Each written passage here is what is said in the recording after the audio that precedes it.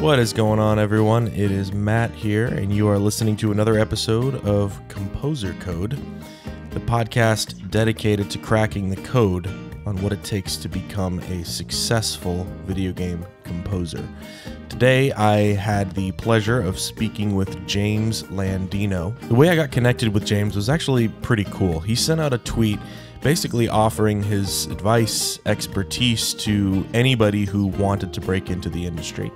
I thought that was a really cool gesture, and of course, I reached out to him and asked him if he wanted to be on the podcast. After that, I checked out some of his stuff and was just blown away by his diversity and talent. He has some incredible credits, not the least of which was Amplitude HD, the HD remake of probably my favorite rhythm game of all time. So many rage quits on that game, I can't even begin to tell you. We talked about his perspective working on a team like Harmonix, how to break into the composition space, and some of the biggest mistakes that beginners make. And I will just tell you, spoiler alert, it's the P word, and not procrastination, the other P word. Anyway, I had a super insightful conversation with James. He was a delight to speak with. Please check out his music, especially his work on Sonic After the sequel. I thought he captured the spirit of the early Sega Genesis games perfectly. Anyway, enjoy this conversation with James Landino. Long story short, I actually did not like music growing up. Like, my mom and my family forced me to play piano from age 5 and was like, you have to play piano until you graduate high school because that's the rule in the house and we want you to be well-rounded. Fine, but I disliked piano. I disliked really all music I heard, and I forgot for some reason, my parents, it was my 11th birthday and they got me some software called MTV Music Generator. Nice. It wasn't really a DAW. I guess it is a DAW technically, but it wasn't really like that. It's for people who don't know music, but just, want to, it simulates the experience of it like Right. a DAW. Yeah. And so I got it. I toyed around with it. I was like, meh, whatever. This is kind of lame. And I kind of didn't think about it. And then 2 years later, I started playing this music rhythm game called Flash Revolution, which is a Flash based version of Dance Dance Revolution. Nice. And so I played a lot of that game, and then I saw one day, like, hey guys, like, we're gonna start accepting community accepted song submissions. And me being the gamer I am, I was like, whoa, this is really cool. The community can contribute to a game. I've always wanted to be in a game. And that was kind of this quick spiral into investment into writing video game music, at least as a hobby. I had always, from that point onward, been only writing game music, or at least that was my primary focus, was to write music for video games because I started getting more and more invested in that medium. Gotcha. So that makes total sense. So you mentioned before that the reason, one of the reasons you love video game music is that it's just so different from every other type of music. Specifically, what is it about game music, like in detail, do you think makes it so different and makes it so attractive for composers? I think the biggest thing is when you compare to contemporary mainstream music, just for lack of a better word, most people's inspirations are from the reality that we're in. I'm inspired by the color I see or the trees, or inspired by my personal experiences, and inspired by relationships, whatever it is. And the beautiful thing about video games or any medium like film is that your inspirations, while they can refer back to reality, you're actually directly referring to, in my mind, you're referring to the fictional world that you're writing for. And I think that's so cool because essentially there's a whole new context of sound that I think doesn't always apply in mainstream music. Yeah, I would say when I was around 16 or 17, I was like a junior in high school. That's when I decided, like, okay, I want to do this. I want to see this through the end. I want to try writing music for video games as a career. And so I eventually got accepted to Berklee College of Music. Nice. In Boston, which I believe both Insane the Rain and Taylor that you mentioned earlier, I think they also go to Berklee too. They do. Yeah, you're absolutely right. I believe they both did. Yep. I think Carlos tweeted that he's about to graduate. Oh, terrific. Like, he's got just a few more weeks, I think, and then Taylor graduated, but yeah, that's really cool, man. Yeah, so, Berklee at the time, I think, was about to develop a video game program, or at least some kind of minor. It has like an established one now, but like when I got there, it was just becoming a thing. So I spent a lot of time focusing on my craft on video game music there. And meanwhile, at college, I was still working on other, like, I was working on a few fan games. There was a popular Sonic fan game that I worked on called Sonic After the Sequel that became a very large portion of my portfolio that would eventually lead me to work outside of college. It was really good, by the way. I checked that. I'm a huge Sonic fan and just Masato Nakamura and the Sega Sound team in general. And man, your stuff really captured the spirit of it. I was really impressed. Thank you, I appreciate it. Yeah, so that fan game especially was kind of the catalyst for developers, I think, to take notice that okay, this guy has some sort of legitimacy, or like we really like his sound, whatever. So after college, I was able to network my way into a QA position, into Harmonix, and so on and so forth. I was able to get introduced to the audio team there, saw that I had a lot of potential, and they got me on board as an audio guy for Amplitude the next year. That's so cool, man. That's so cool how it went from community submission to fan game to getting noticed by developers to getting positioned in a team like Harmonix, which Rock Band. I mean, hello, that's incredible. It's like a dream project. Exactly. So for me, especially in Amplitude, because that was one of my favorite rhythm games growing up as well. It was like, I worked on community games that were also rhythm game music. So a lot of the games that I worked on, or at least played, was that sort of stuff. So it was kind of a nice kind of coming of age moment where like, oh wait, now I'm actually the guy making the game, and it's a cool moment. So to get to that position, I think is a very coveted position, of working at I would argue probably a AAA game studio doing audio stuff. What would you say was like the biggest determining factor for you to be able to do that? Was it, a certain kind of networking you were doing? Was it building relationships? What was the secret sauce, if anything, that you think helped you get to that position? I think most people would say networking, and I would agree with that, but I think the really big thing that I played really well was I tried to always, for better or worse, I always tried to be different from the rest of the crowd or the community. And what I mean by that is I noticed a lot of people in my game audio community were focusing on orchestration, focusing on like film-esque music, or some kind of that. And I was one of the few people I could think of who was very much in the trenches of electronic music and how that applies to video games. So I always use that as a strength to say like, hey, I'm the electronic video game composer. I'm not like, I made that a point to tell people because they immediately knew something that I was different than the majority of others that maybe would approach them or get to know them. Absolutely. I think that helped a long way, and that applied, to the Sonic fan games that I made, that applied to the other indie games I worked on, that also applied to Harmonix, because for Amplitude, they needed the go-to electronic guy, and that's why they really wanted me in that project. That makes total sense. And that's so true, because I noticed when I was listening to your stuff, I checked out a lot of your stuff before the interview, and you do have like a very distinct electronic sound and like an electronic proficiency. You know what I mean? That like you can tell that you've been around the block with those genres. And I think that's super cool that you've kind of niched yourself into this thing, to this sort of this persona, I guess you might call it, where it's like, we know that if we need electronic video game music, we're going to call James. So I think that's really cool. And I'm curious kind of what you're doing now. So I'm actually not even sure. Are you freelancing now? Are you working with a team? Like, what does a day in the life of you as a composer look like today? So today, simply put, I am an independent contractor, full-time freelance, which I'm very actually happy about. I'm very happy where I'm at currently.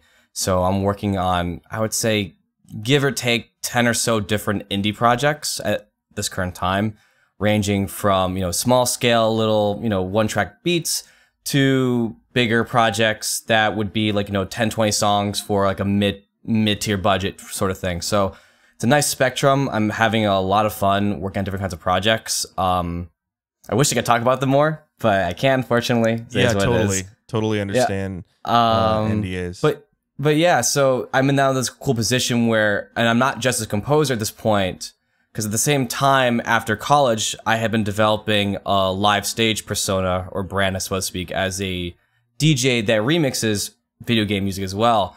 So now I'm in this nice position where I have this composition presence as a game composer.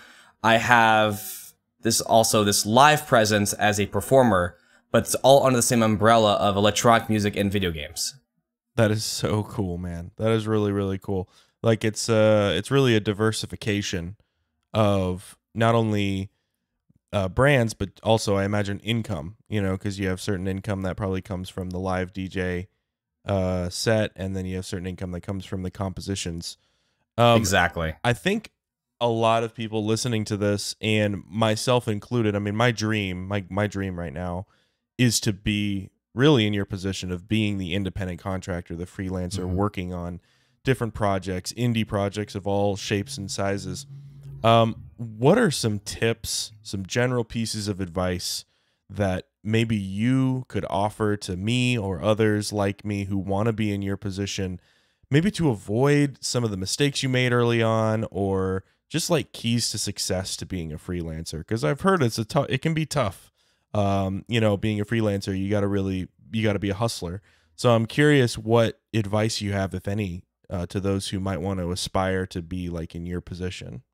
So I think there's a lot of ways I can answer that, but I'll try to summarize with the big bullet point is that I think it's very important for people, for anyone who wants to do this, that you have to be true to yourself. You have to be open with yourself and be willing to be open and vulnerable with new people you meet, especially when that applies to networking. And I think a big part of that also is, you know, not just standing out, but also how do you come across as an interesting, personable guy? You know, and I'm not saying don't be something you're not, because that's kind of the opposite of what I'm saying. I think a big part of it comes down to how can you present yourself in a way that people want to get to know more? Because at the end of the day, networking is really just making friends. And I've made so many friends both through the internet and through real life. And, you know, I would say the majority of the work I'm doing now are through those relationships that even some of the friends I made back when I started writing music when I was 13, they're now also professionals in this industry 10 years later and working together on projects. So it's always about making friends. And I think in terms of making new friends with that in mind, it's just always about getting people to like you. And, you know what I'm saying? No, absolutely. I mean, I think I've been listening through to a lot of the free GDC talks on the GDC Vault for audio. There's some really good ones on there. And there was a panel where, you know, they talked about, and this is just a recurring theme of just like, we would so much rather hire someone who's slightly less talented, but a joy to work with than a super talented jerk. And that just seems to be the that just seems to be the prevailing view in all of, you know, indie games and game audio in general at large, is just like nobody wants to work with a jerk. So I think that your experiences just kind of reinforce that. Culture is so, if there's one thing I learned at Harmonix, is that culture is so important to everything.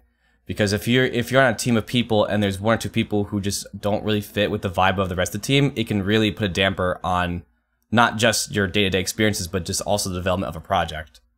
Did you experience that working at Harmonix? I mean, you don't have to air dirty laundry or name names, but I'm curious how you found the culture there. So I would say yes, I did experience that. I think for me, came during a weird time where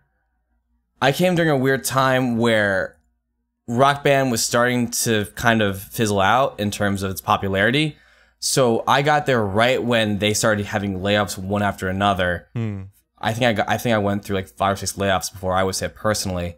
And I think, you know, naturally when you have so many layoffs, that kills morale. Yeah, and that kills culture. So it became more than ever that the only way I think people were able to continue making good games beyond just their own talents was trying to salvage a culture and make something out of that.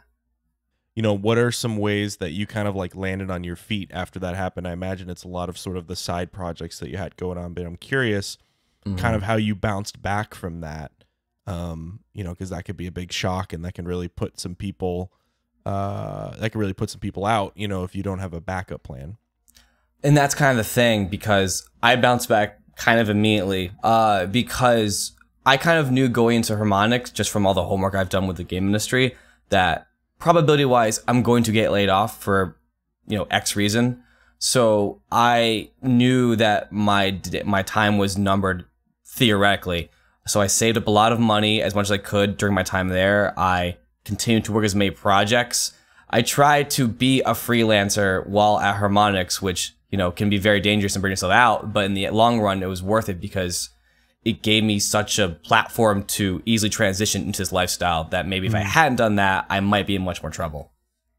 I love to geek out on is just getting inside the heads and the processes of composers and how we're all different and how we all compose differently. So just to start out, I'm curious, what are some resources that when you compose, you just can't live without? And this could be hardware, like a MIDI keyboard, software, like a DAW or plugins, or anything in between. You know, the answer is I don't really feel like I have one other than like a literal computer, because I am someone who believes in not having a crutch. So if I feel like I'm ever reliant on something, even when it comes down to a keyboard to write a good piece of music through, you know, computer and software, I feel like if I rely on that, then that becomes a weakness of mine. And as a result of that, I've learned that, oh, if I even remove the keyboard from my workflow and I try to write a piece of music, I'll write differently. I'll still write good music. I'll just write notes differently. And that can actually be a nice benefit sometimes to getting ideas down. So whether it's the same thing with sounds, like I've learned at Berkeley and just in time how to create sounds from virtually anything. You know, if you can kind of take almost any sound and make drums out of it or make a synth out of it because of the way how waveforms operate.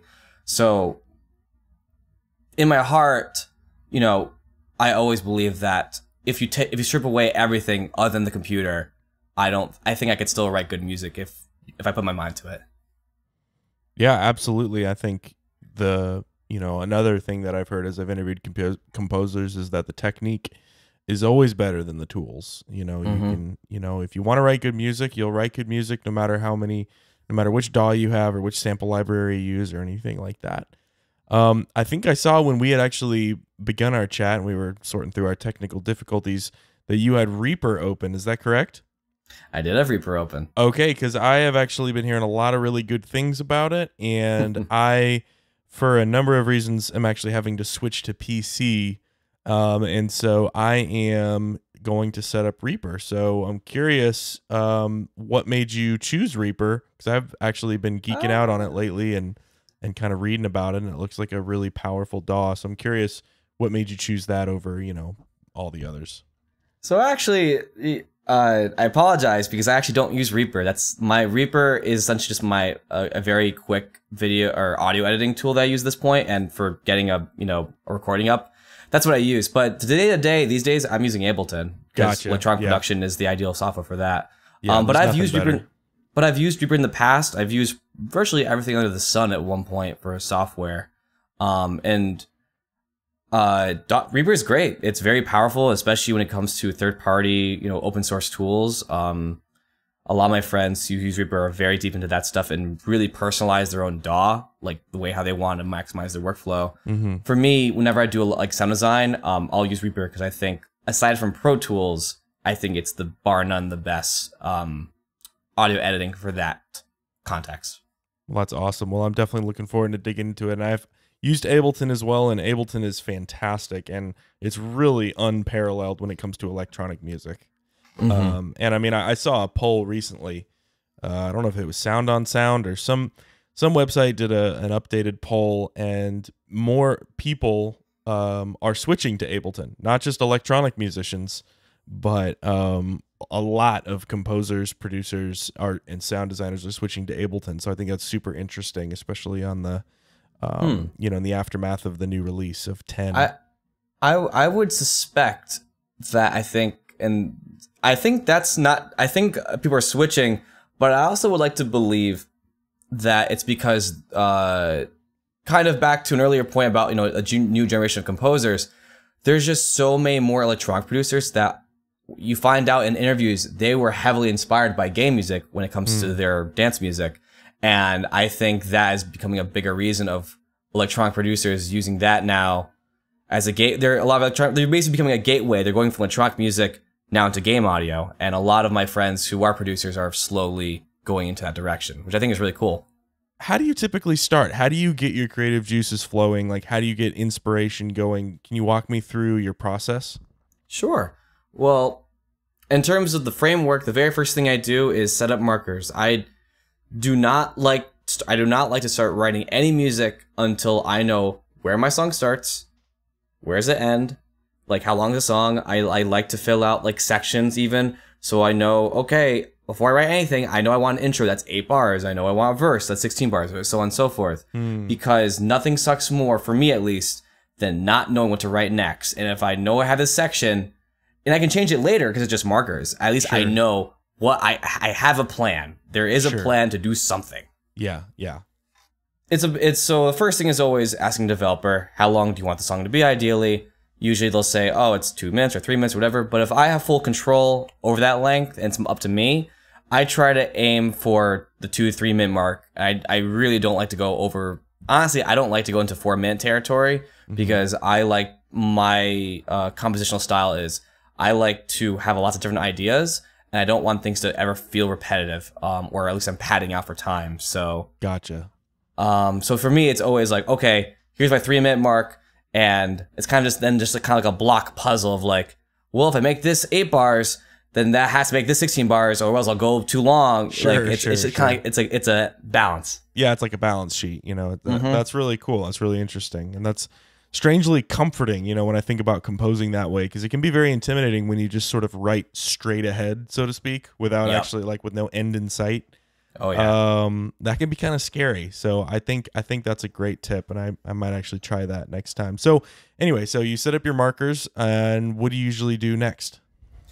It honestly varies, because I would say if I had to boil it down, I try to think about the first real compositional thing I write is, what is the climax of this piece? What is this leading all up to? And if that part sucks, then the whole thing crumbles in my mind. Sure. So my first thing is really either starting the build up to the climax or it's starting at the climax. And that kind of gives me a real creative framework of, okay, if this is the climax and it feels like this, then what does everything lead up before it? What does everything sound like after it? And so on and so forth. And that's probably the ballpark. Sometimes the climax is a drop of a song if I'm doing a remix. Sometimes it's just a chorus and it's, who knows what. But it's always about for me, moments.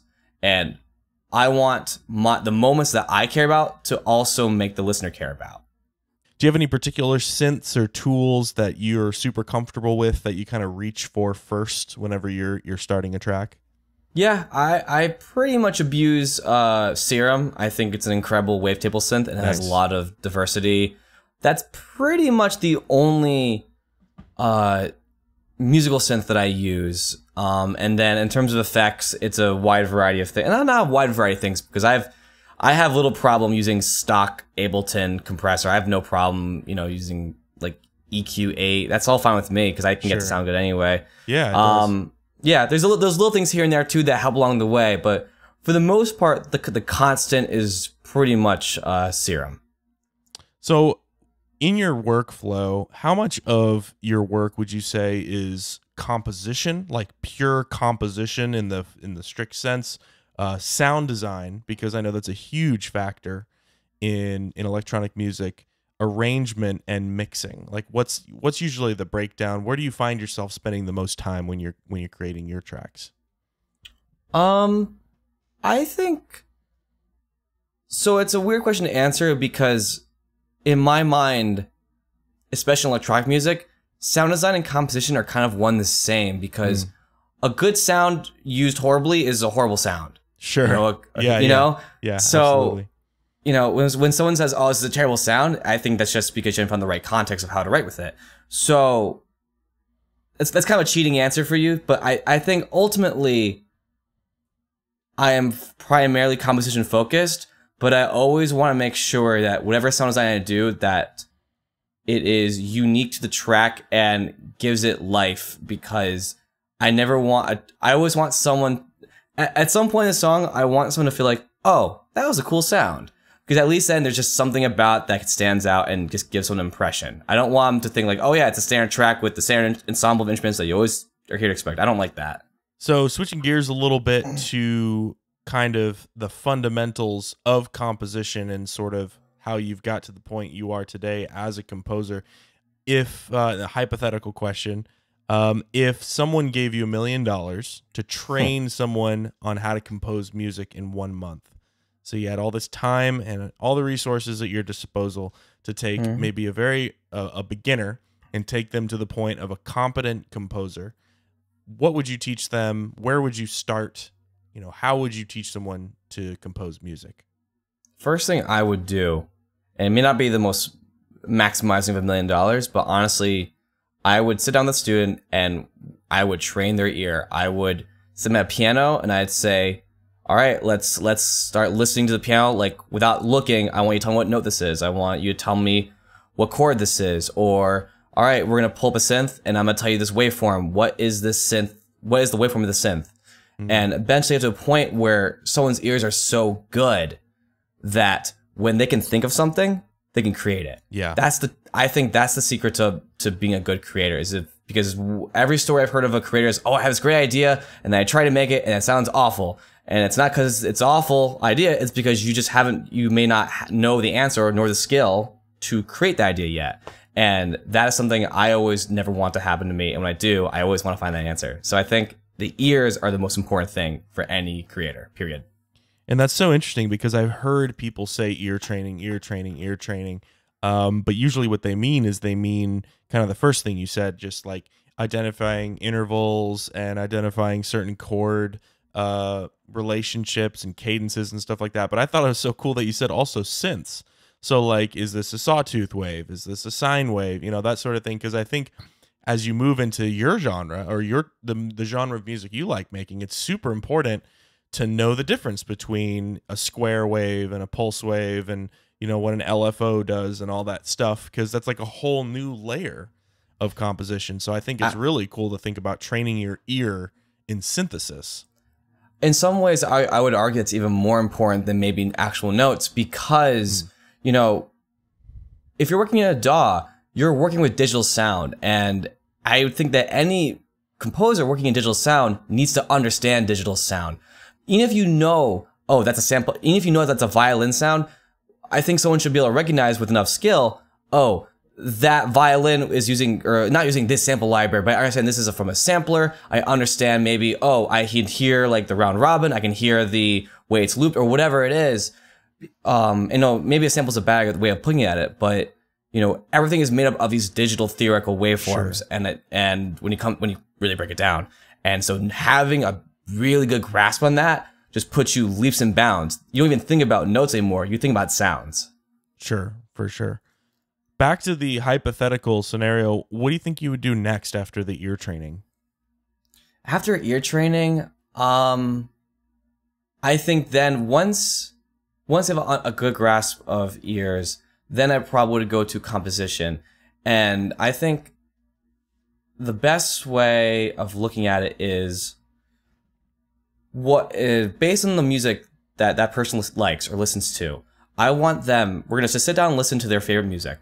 And I want them to think about, okay, what's your favorite moment of this song? Like, what makes you the happiest, or whatever just gives you the biggest response.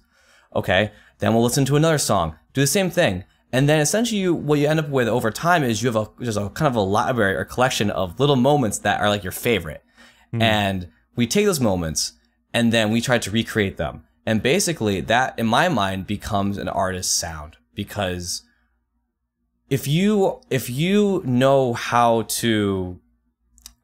what your favorite moments of music are, and then you know how to create them, and now you have a whole collection of them that you put in your song, that becomes your identity. That's you. And when you're excited about the song that you're writing, and it's shown in the music you're writing, I believe that people will also be excited.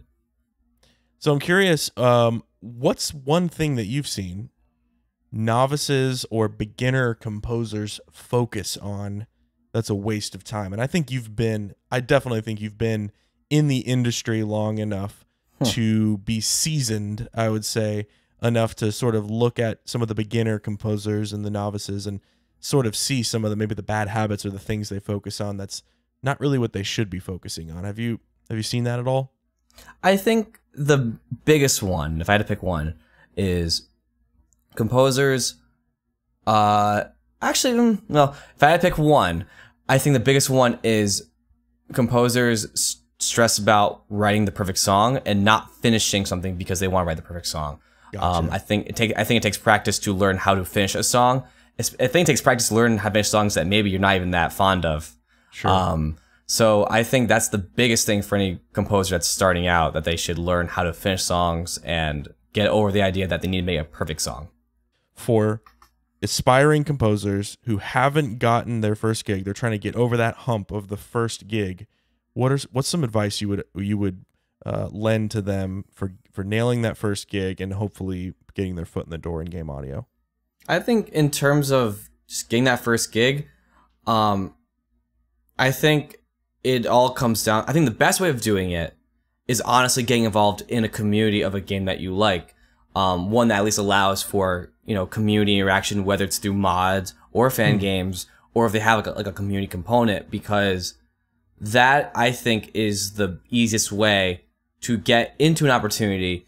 And then once you actually have something to show, like even if it's a fan game that never even comes out, like at least then you have something to show to a developer. Here's what my song sounds like in a game. And that's the biggest hump I think a lot of producers or any composer needs to get over or needs to solve, is because even if they have all this great music and they even write this album of theoretical game music, a game developer wants to see what that sounds like in an actual game context most of the time. So I think that's the trick, is just having that audio visual thing. It could be a fan game, a mod, it could be something, whatever. It could even be as simple as, the mock-ups that a lot of people I think suggest is like, oh, you take a video clip of a game you like and then scoring over that picture. That's also a good way, because I think that's just the trick to get to the real thing.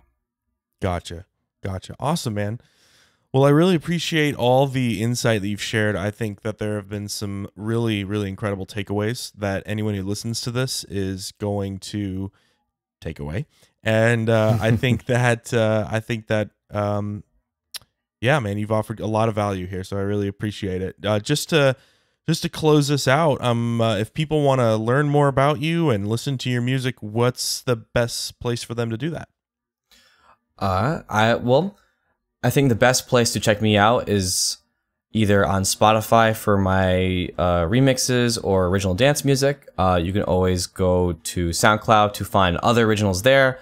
My website also includes more of my game-centric work as well, so it's kind of scattered all over the place. But if you find me at the very least at jameslandino.com, you can find all the stuff, or at least links to other places where you can hear more music of mine. Awesome. Well, thank you so much, James. Really appreciate it, man. Yeah, thank you for having me. All right, you got it, dude.